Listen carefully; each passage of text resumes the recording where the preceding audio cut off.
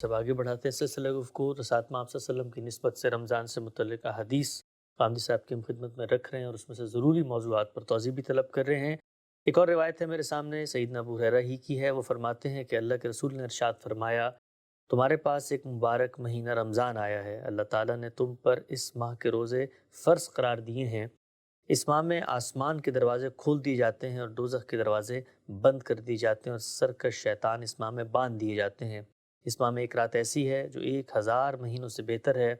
जो शख्स इसकी भलाइयों से महरूम रहा, बस वो महरूम ही रह गया।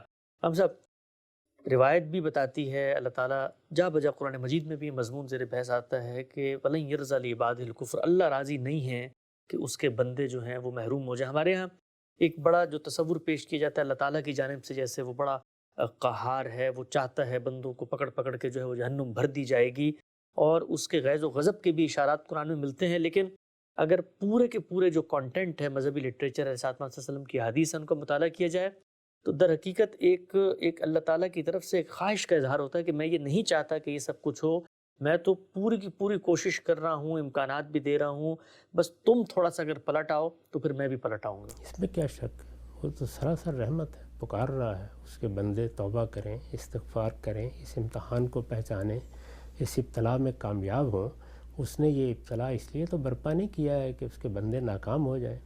वो अपने बंदों को पुकार कर अपनी तरफ बुलाता है, बार बार पैगंबर भेज के उनकी हिदायत का एहतमाम करता रहा है। अपनी किताबें उसने नाजिल की हैं।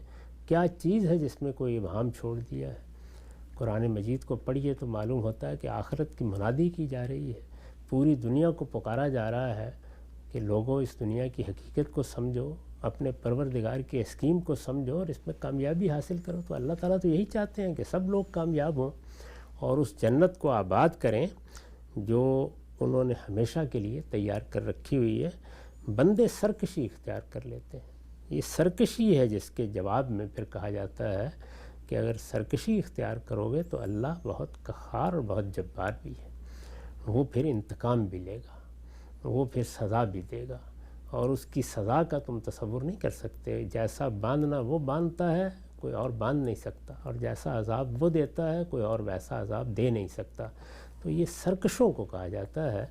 सरकशी दीन में, अल्लाह की बारगाह में, इस कायनात की स्कीम में नाकाबिल कबूल है। सरकशी नहीं है। बंदा एक आजिज़ बंदे की हैसियत से अपने रब से अपना ताल्लुक़ कायम किए हुए है, उसकी मार्फत के लिए बेताब है, उसकी रहमत का तलबगार है, कदम कदम पर गलतियों और कोताहियों से तौबा इस्तिग़फ़ार करता है। गलती हो जाती है तो नदामत और इन्फ़ियाल के आंसू बह निकलते हैं। ये सूरत हाल अगर किसी बंदे की है तो उसके लिए रहमत ही रहमत है, बशारत ही बशारत है। लेकिन बंदे ने इसको कबूल करने से इनकार कर दिया। वो इस कायनात में बंदा होने के बावस खुदा बन बैठा।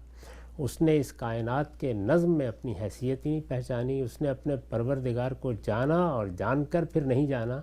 तो उसके नतीजे में जो रवैया पैदा होता है वो इस्तिकबार और सरकशी का रवैया है। इस्तिकबार और सरकशी सबसे बड़ा जुर्म है। इसी वजह से ये फरमाया है कि ऊँट सुई के नाके में दाखिल हो सकता है, कोई इस्तिकबार करने वाला, सरकशी करने वाला जन्नत में दाखिल नहीं हो सकता।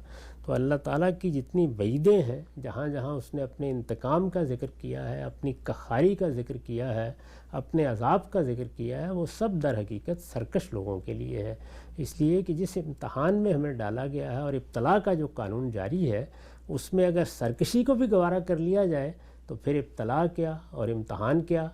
यानी बंदों की नदामत को कबूल करना, बंदों की तौबा को कबूल करना, बंदों के रजू को कबूल करना, बंदों की हज़ार गलतियों के बावजूद जब वो लौट आएँ तो उन्हें सीने से लगाना, ये तो रहमत के तकाज़े हैं।